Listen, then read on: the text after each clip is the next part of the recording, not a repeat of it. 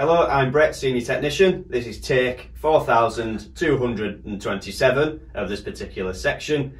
We're going to go look around our lighting bridges. Follow me.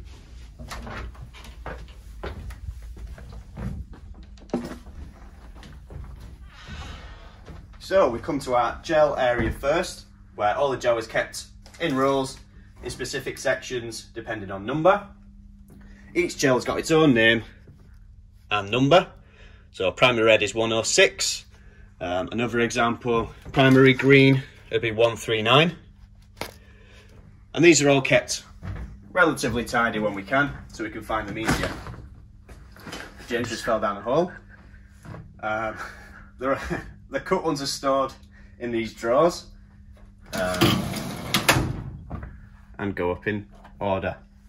So we could pick out a 61 parkan size, and then we would send that down to the people on stage, and they would put that in the light, and that gives you your colour on stage.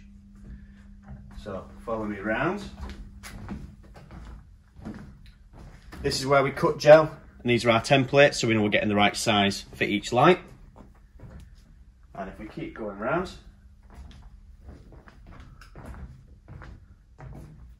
so we're now stood above the seats on tier 2, looking down into the stalls area of the auditorium. What if you're scared of heights? If you're scared of heights, probably not a great place to come. So if we carry on round, we'll go to the donut. Why is it called a donut, Brett? Because, James, it's shaped like a donut. That's clever, isn't it? Very clever. Must have took all of 5 seconds to think of that name.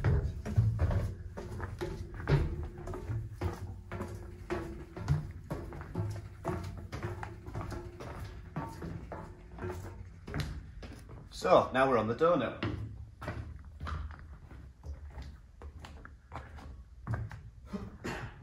And this is our front of house lighting position, which stays fixed all the time and lights pretty much every single show that you'll come and see at the Lawrence Barclay Theatre.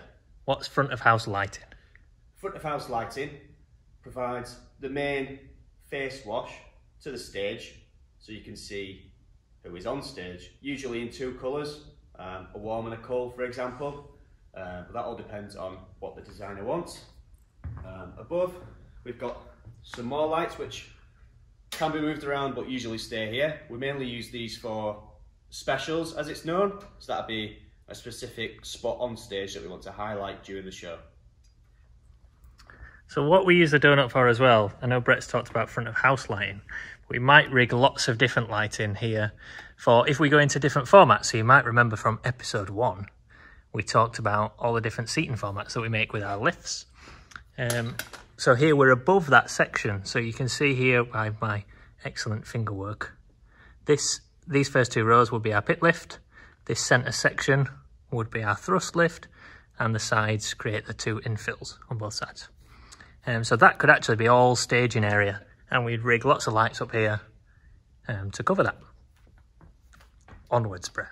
Okay. What's a special feature of this donut? Special feature of the donut is the trap doors that go all the way around the donut, so we can lift those up. We use that for bringing lighting up that hangs underneath. We've flown people through during shows, and any access that we need to do for any maintenance or light changing or anything like that. I would open it, but I forgot my harness. So you'll have to tune into another episode where we might do that for you. Let's keep going around, James.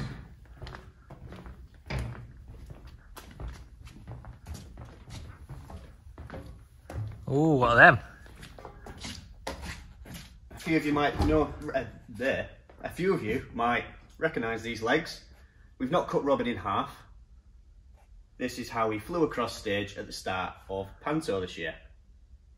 That's clever. So you can see, very high tech, stuck on a bit of wood, with some other bits of wood, and we just pulled it across stage on a piece of string. There's a behind the scenes secret for you. This is your bit now, James. So this section is our amp racks. So these basically power our sound system. So whoever's doing sound will send 2 signals, left and right, up to this area, and all these amps power the speakers around the auditorium. So that's how you hear all the wonderful actors on stage. What's through this trapdoor, Brett? Through this trapdoor, James, is the braille floor.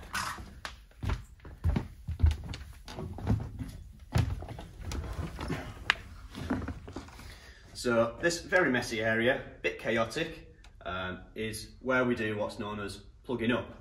So as the lights are rigged on a bar, we'll have a big multi-cable that comes off, and we'll attach what's known as a spider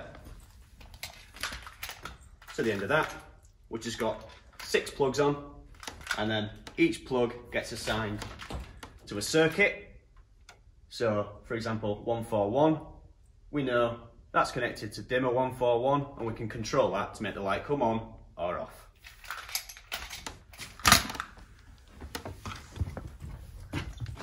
Okay, so let's continue back around the donut. Don't trip, Try James. safely reverse.